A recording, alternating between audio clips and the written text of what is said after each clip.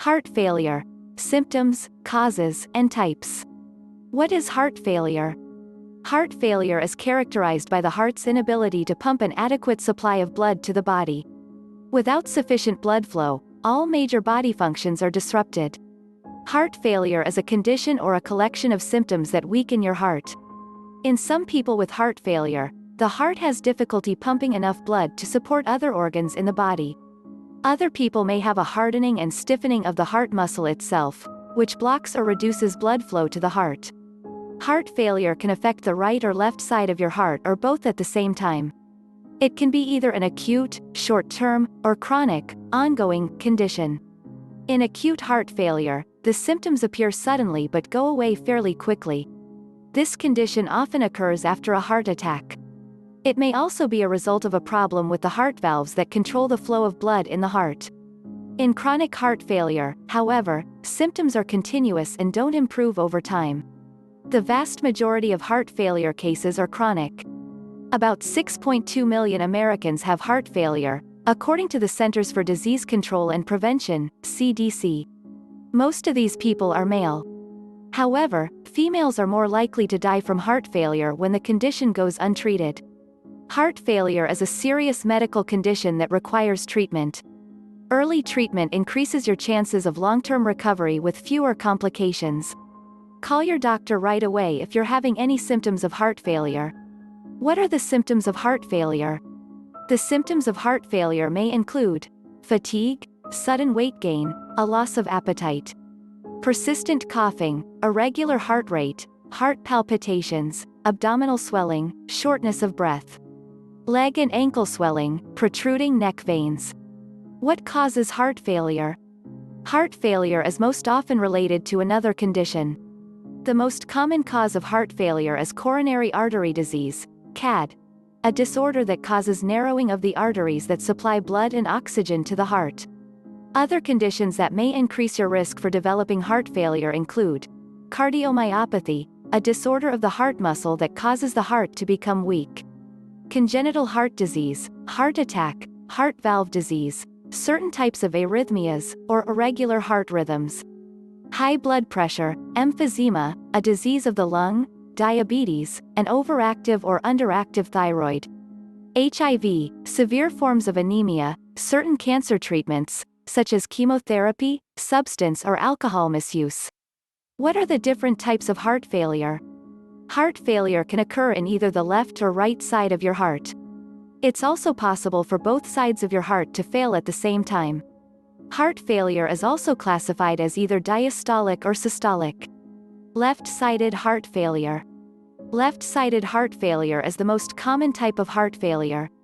The left heart ventricle is located in the bottom left side of your heart. This area pumps oxygen-rich blood to the rest of your body. Left-sided heart failure occurs when the left ventricle doesn't pump efficiently. This prevents your body from getting enough oxygen-rich blood.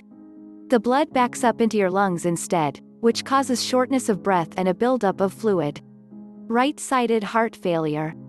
The right heart ventricle is responsible for pumping blood to your lungs to collect oxygen. Right-sided heart failure occurs when the right side of your heart can't perform its job effectively. It's usually triggered by left-sided heart failure. The accumulation of blood in the lungs caused by left-sided heart failure makes the right ventricle work harder. This can stress the right side of the heart and cause it to fail. Right-sided heart failure can also occur as a result of other conditions, such as lung disease. Right-sided heart failure is marked by swelling of the lower extremities. This swelling is caused by fluid backup in the legs, feet, and abdomen. Diastolic heart failure. Diastolic heart failure occurs when the heart muscle becomes stiffer than normal.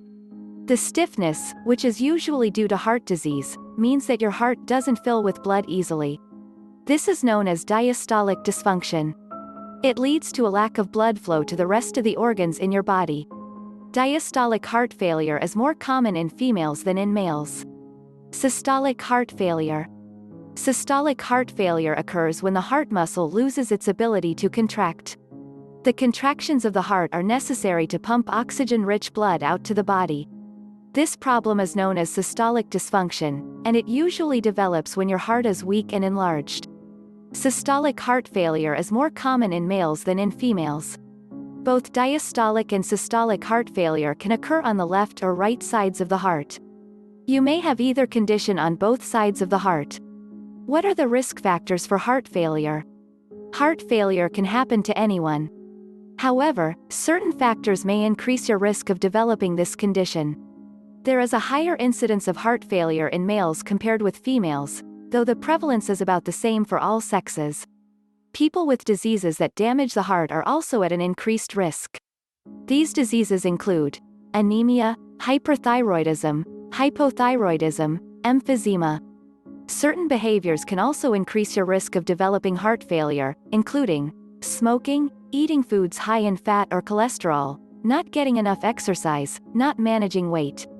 How is heart failure diagnosed? Physical exam. Your doctor may perform a physical exam to check for signs of heart failure. For instance, leg swelling, irregular heart rate, and bulging neck veins may lead your doctor to diagnose heart failure. Echocardiogram. An echocardiogram is the most effective way to diagnose heart failure.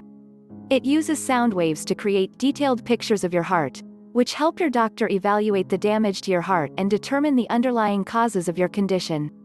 Your doctor may use an echocardiogram along with other tests. Other tests. Chest X-ray. This test can provide images of the heart and the surrounding organs. Heart MRI. An MRI produces images of the heart without the use of radiation. Nuclear scan. A very small dose of radioactive material is injected into your body to create images of the chambers of your heart. Catheterization or coronary angiogram. In this type of X-ray exam, the doctor inserts a catheter into your blood vessel, usually in the groin or arm. They then guide it into the heart. This test can show how much blood is currently flowing through the heart. Stress exam. During a stress exam, an EKG machine monitors your heart function while you run on a treadmill or perform another type of exercise. Holter monitoring. Electrode patches are placed on your chest and attached to a small machine called a Holter monitor for this test. The machine records the electrical activity of your heart for at least 24 to 48 hours. How is heart failure treated? Treating heart failure depends on the severity of your condition. Early treatment can improve symptoms fairly quickly, but you should still get regular testing every 3 to 6 months. The main goal of treatment is to increase your lifespan. Medication. Early stages of heart failure may be treated with medications to help relieve your symptoms and prevent your condition from getting worse. Certain medications are prescribed to improve your heart's ability to pump blood, reduce blood clots, reduce your heart rate, when necessary, remove excess sodium and replenish potassium levels, reduce cholesterol levels. These medications can include blood thinners, angiotensin-converting enzyme, ACE, inhibitors, angiotensin II receptor blockers, ARBs, beta blockers, calcium channel blockers, cholesterol-lowering medications, nitrates. Always speak with your doctor before taking new medications. Some medications are completely off-limits to people with heart failure, including naproxen, Aleve, naproxen, and ibuprofen, Advil, Midol. Surgery. Bypass surgery. Some people with heart failure will need surgery, such as coronary bypass surgery. During this surgery, your surgeon will take a healthy piece of an artery and attach it to the blocked coronary artery. This allows the blood to bypass the blocked, damaged artery and flow through the new one. Angioplasty. Your doctor may also suggest an angioplasty. In this procedure, a catheter with a small balloon attached is inserted into the blocked or narrowed artery. Once the catheter reaches the damaged artery, your surgeon inflates a balloon to open the artery. Your surgeon may need to place a permanent stent, or wire mesh tube, into the blocked or narrowed artery. A stent permanently holds your artery open and can help prevent further narrowing of the artery. Pacemakers. Other people with heart failure will need pacemakers to help control heart rhythms. These small devices are placed into the chest. They can slow your heart rate when the heart is beating too quickly or increase your heart rate if the heart is beating too slowly. Pacemakers are often used along with bypass surgery as well as medications. Implantable cardioverter defibrillator, ICD. An ICD is a battery-powered device that keeps track of your heart rate and will shock your heart if it detects an abnormal heart rhythm. This shock restores the heart rate back to a normal rhythm. An ICD is suggested for people with an ejection fraction, how much blood your heart pumps out with each contraction, less than 35%. Transplant surgery.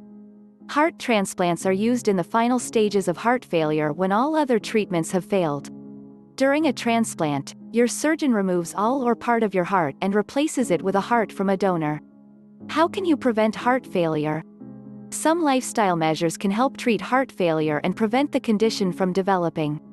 Managing weight and exercising regularly can significantly decrease your risk of heart failure. Reducing the amount of salt in your diet can also lower your risk. Other habits that may prevent heart failure include limiting alcohol intake, not smoking, avoiding foods high in fat, getting the right amount of sleep. What are the complications of heart failure? Untreated heart failure can eventually lead to congestive heart failure, CHF, a condition in which blood builds up in other areas of your body. In this potentially life-threatening condition, you may experience fluid retention in your limbs as well as in your organs, such as the liver and lungs. Additional complications of heart failure can include stroke, thromboembolism, arrhythmias, like atrial fibrillation. Heart attack. A heart attack may also occur as a result of a complication related to heart failure. Call 911 or your local emergency services right away if you have these symptoms: crushing chest pain, discomfort in the chest, such as squeezing or tightness, discomfort in the upper body, including numbness or a coldness, fatigue, dizziness, rapid heart rate, vomiting, nausea, cold sweats. What's the long-term outlook for people with heart failure? Heart failure is usually a long-term condition that requires ongoing treatment to prevent complications. When heart failure is left untreated, the heart can weaken so severely that it causes a life-threatening complication. It's important to recognize that heart failure can happen to anyone. You should take lifelong preventive measures for your heart health. Always contact your doctor if you suddenly have any new or unexplained symptoms that may indicate a problem with your heart. Because heart failure is most often a chronic condition, your symptoms will likely get worse over time. Medications and surgeries can help relieve your symptoms, but such treatments may not help if you have a severe case of heart failure. In some cases, heart failure can be life-threatening. Early treatment is key in preventing the most serious cases of heart failure. Call your doctor right away if you're showing signs of heart failure or if you believe you have the condition.